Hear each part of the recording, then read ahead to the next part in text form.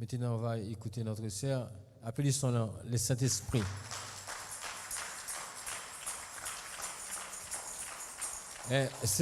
C'est ma sœur. Bonjour, ma sœur.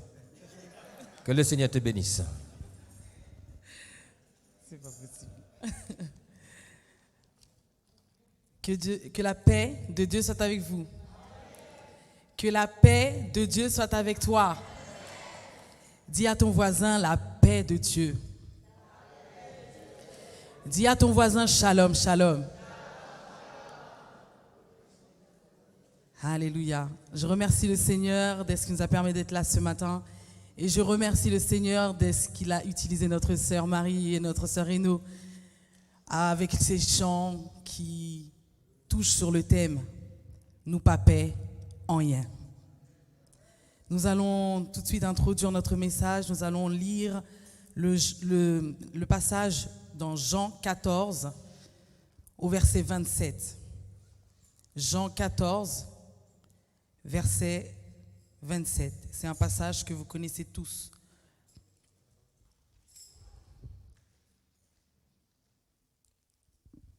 Lisons ensemble. Je vous laisse la paix. Je vous donne ma paix. Je ne vous donne pas comme le monde donne. Que votre cœur ne se trouble point et ne s'alarme point. Nous reprenons.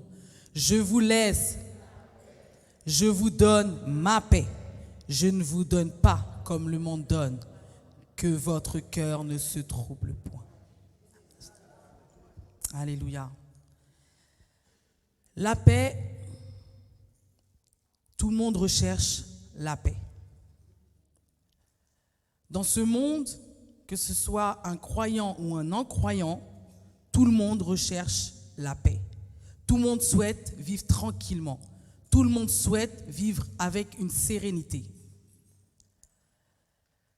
Je vais vous donner tout d'abord 3 sens du mot de paix. Premièrement, le premier sens qu'il a, nous voyons que c'est une absence de conflit, de guerre, de violence. Nous pouvons voir aussi, dans un deuxième sens,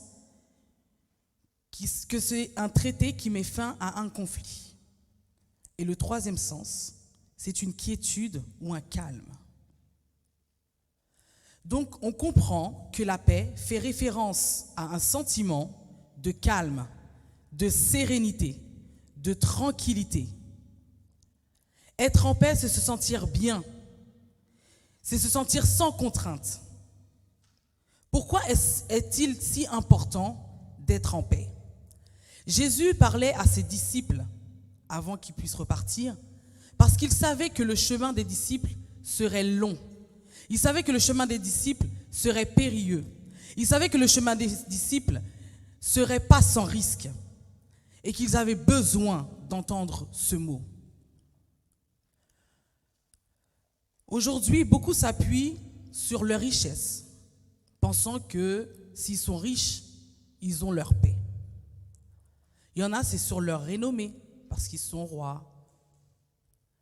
Il y en a qui pensent que leur paix viendrait de leur entourage, de leurs amis. Il y en a qui pensent que ça viendrait de leur famille. Il y en a même qui pensent que la paix qui peut provenir, c'est s'ils trouvent un emploi ou une maison. Mais cela n'est pas suffisant.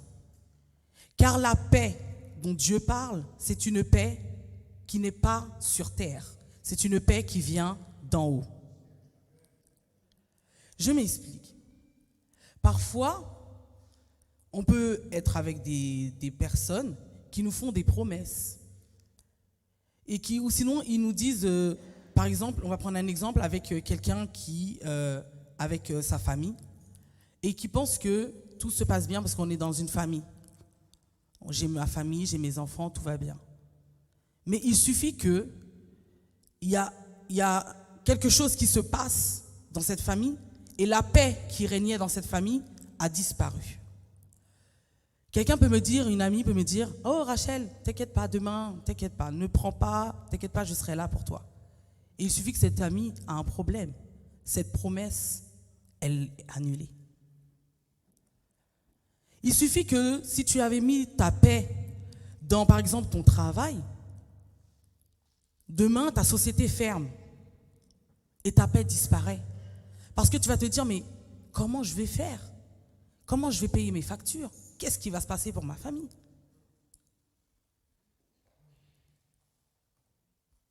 Alors c'est pour vous dire que la paix que vous trouvez dans ce monde, elle est éphémère et sur une durée très limitée.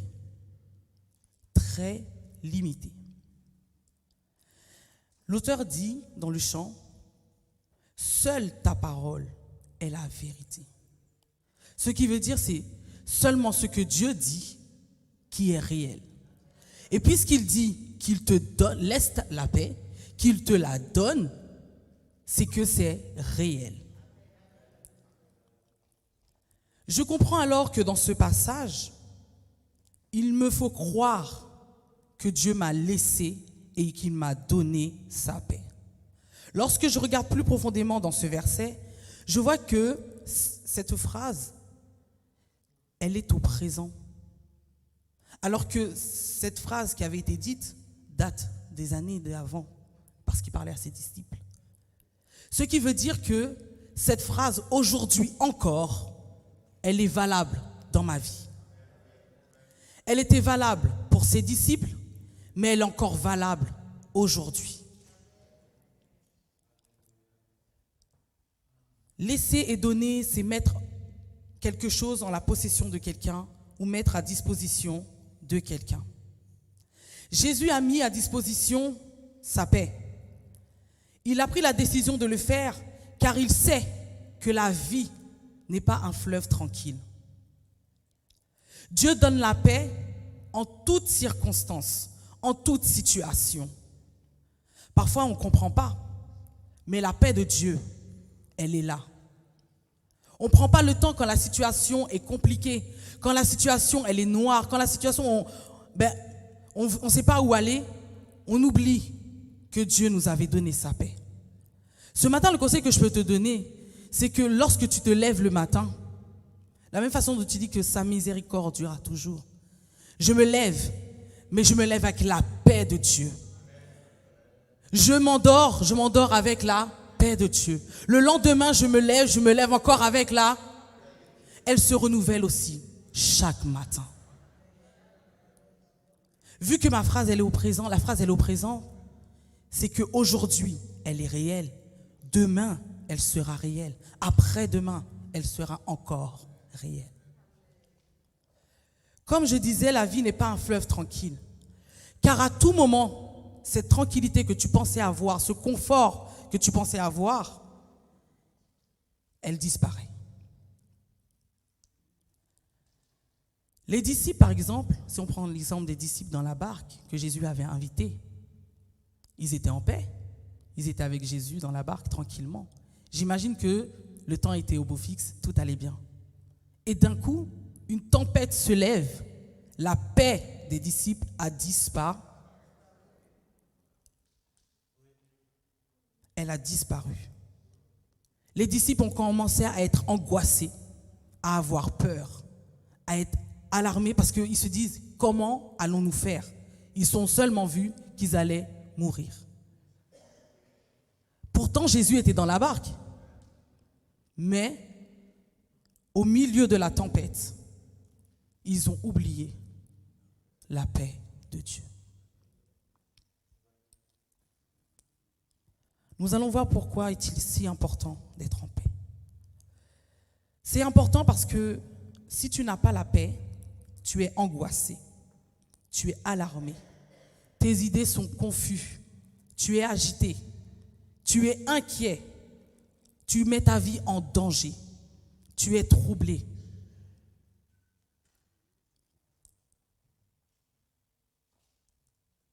Moi, par exemple, je me rappelle, une fois, j'étais à la maison, puis je me suis dit, bon, aujourd'hui, je vais sortir, je vais aller faire un peu de shopping. C'est les soldes, je sors. Et puis, quelle idée, j'ai ouvert ma boîte à lettres et je sors une facture. J'ouvre la lettre. C'était la première fois que ça m'arrivait, parce que c'était la première fois. Et je vois une taxe foncière bien salée. Et je vous dis, je me suis assis, j'étais tellement choquée, je suis restée comme ça. Et cette paix, en fait, ben, je l'avais plus. J'avais plus envie de sortir. J'étais découragée, déprimée. Je me suis dit, c'est pas possible. Aussi cher. Eh bien, j'ai annulé ce shopping. Et en fait, vous avez vu, pour peu de choses, j'ai perdu la paix, en fait. J'ai perdu la paix. Et parfois, en fait, dans cette vie, eh bien, on nous apprend des nouvelles, de toutes sortes de nouvelles, des mauvaises nouvelles. Des fois, c'est les médecins qui nous apportent des nouvelles. Des fois, c'est les amis, les proches. Des fois, on perd la paix parce qu'on nous a humiliés, parce qu'on nous a maltraités. La paix se perd très rapidement.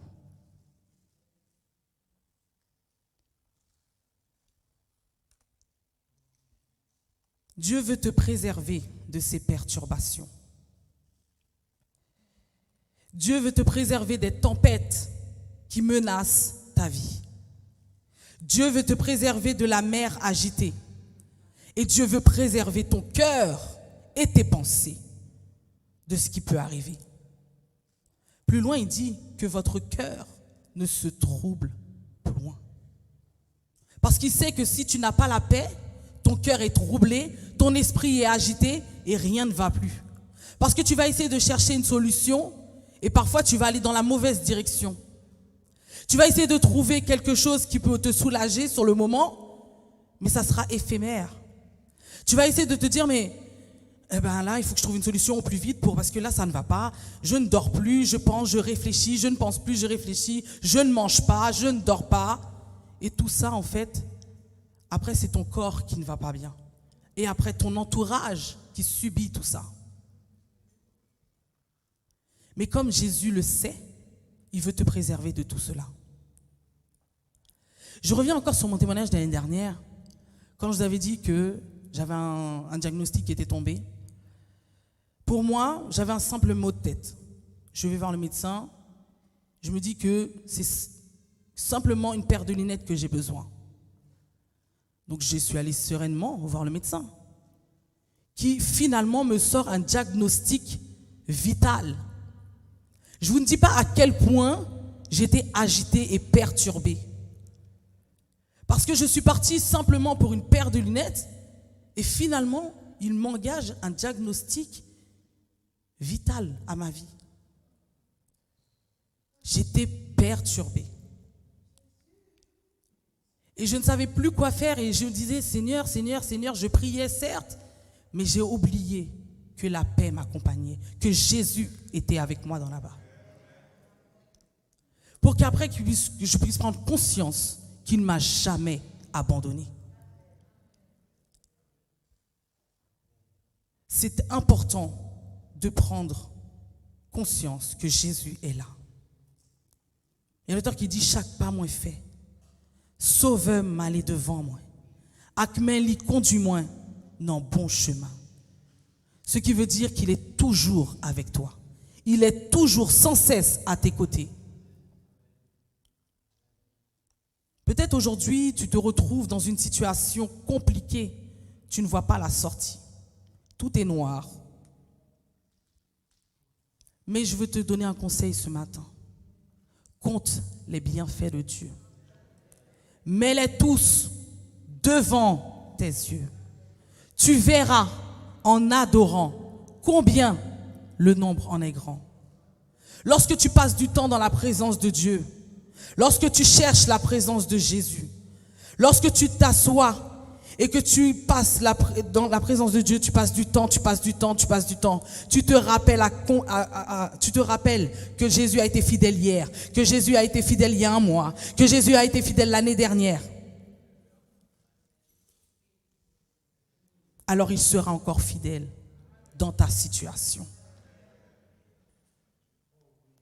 Et parfois c'est lorsque la tempête est calmée qu'on voit que Jésus était là. Mais pourtant Jésus était là. Jésus était à tes côtés. Jésus t'a proposé, il te l'a donné. Il t'a dit, je te donne ma paix, je te la laisse ma paix, je te donne ma paix, je te la laisse ma paix. Mais on oublie vite. On oublie vite. Donc lorsque ça ne va pas, compte les bienfaits de Dieu. Compte les bienfaits de Dieu. Ce qu'il a fait pour moi hier, ce qu'il a fait pour ma famille hier. Mets-les tous devant tes yeux. tu verras que dans sa présence, en adorant, en le louant, en lui disant merci, combien cela est grand. Amen. Si tu sens que tu veux sombrer, une seule chose, regarde à Jésus. Lorsqu'il n'y a plus de solution, une chose, regarde à Jésus est la paix. Jésus est la paix. Cette paix, il l'a pris à personne. Il ne l'a pas volée. C'est la sienne. Dans ce verset, il a dit, je te donne ma paix. Une seule personne, un seul menteur, c'est le diable. Il cherche à voler ta paix. Lorsque tu vois, tu es tranquille, il va dire non, c'est pas possible. Il va passer par là. Il va dire non, elle est trop tranquille, il est trop tranquille. Pourquoi être en paix? Et tout ça pour amener le doute en toi, pour que tu puisses douter de Dieu. Ne le laisse pas prendre tes pensées. Ne le laisse pas prendre ton cœur. Lorsque tu vois que tu veux douter de lui, arrière de moi, Satan.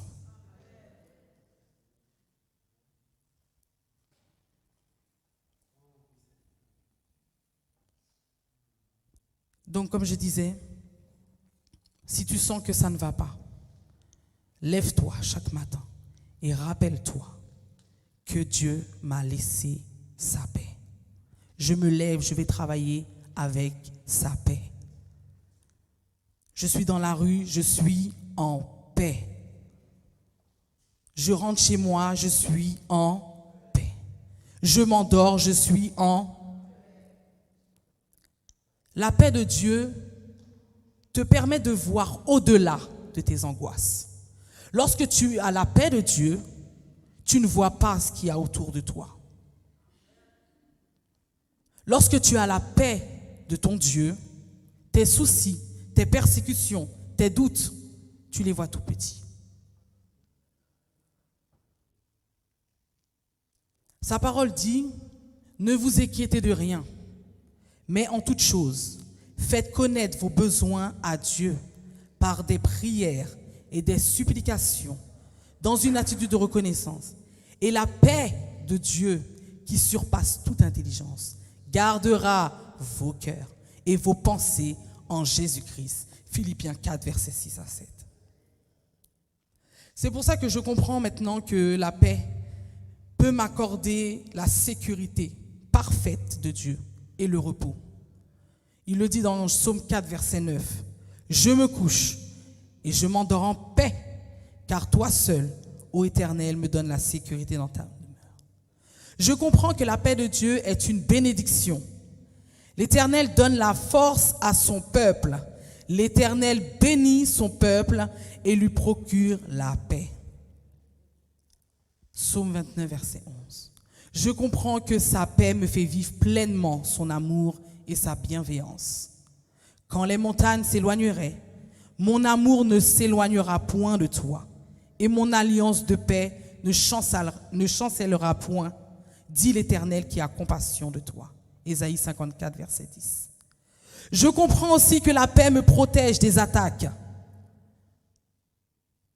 Donc, dans Philippiens 4, on l'avait dit tout à l'heure, et la paix de Dieu qui surpasse toute intelligence gardera vos cœurs et vos pensées en Jésus-Christ.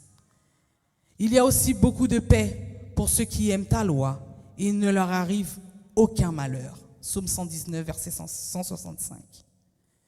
Je comprends que la paix, la vraie paix, me prépare et me garde inébranlable dans les situations les plus bizarres. Vous trouvez ça?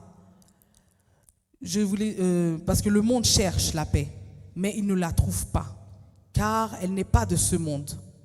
Seul Dieu peut nous accorder la vraie paix, celle qui nous rend inébranlables, même dans les situations les plus alarmantes.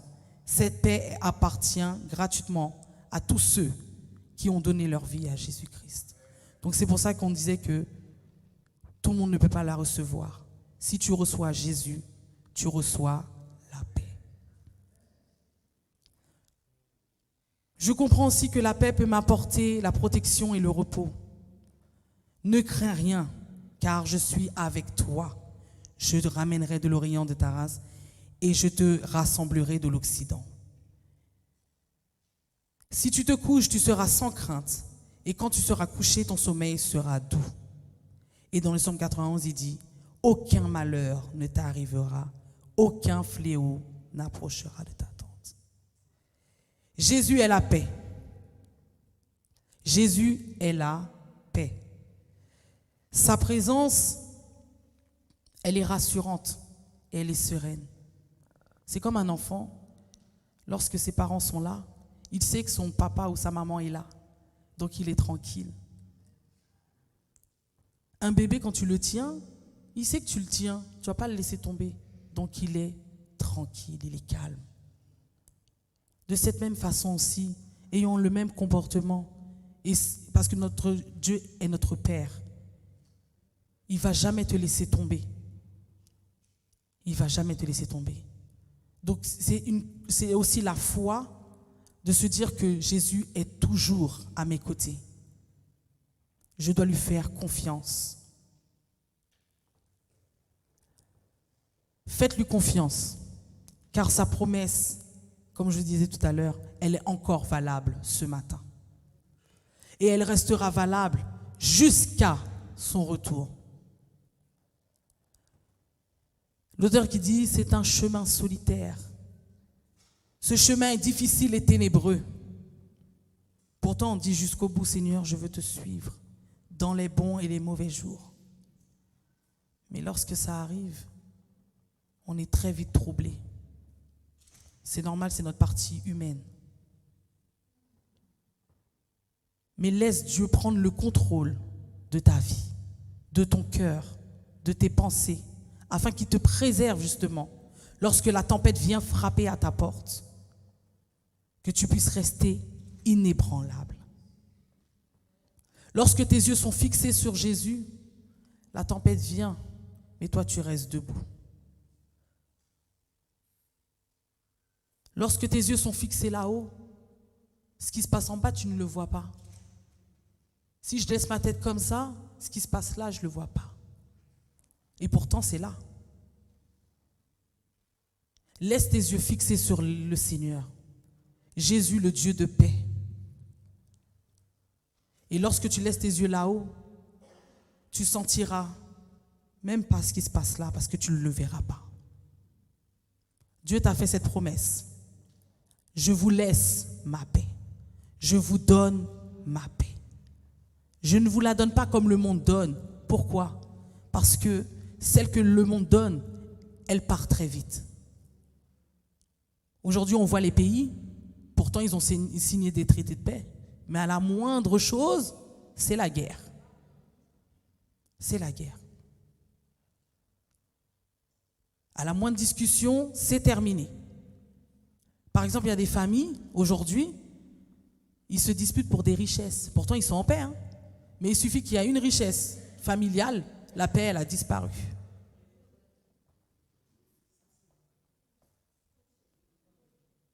Pourtant, ils sont en paix, hein. Mais la paix disparaît très vite. Ne compte pas sur la paix des hommes. Ne compte pas sur la paix de ton entourage. Compte sur la paix de Jésus. Fais-lui confiance. Tu ne seras jamais seul dans ta situation. Même si tu crois que tu l'es, tu ne l'es pas. Fais-lui confiance, il n'est jamais loin. C'est le conseil que je viens vous donner ce matin, ce mot d'encouragement. Reste en paix. Dieu est au contrôle de toute situation, de toute circonstance. Reste en paix. Soyez bénis dans le nom de Jésus.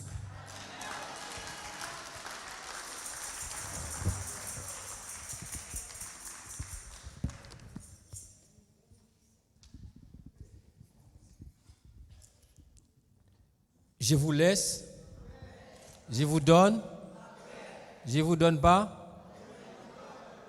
Alléluia, merci. Applaudissons le Seigneur, bien-aimé. Alléluia. Alléluia.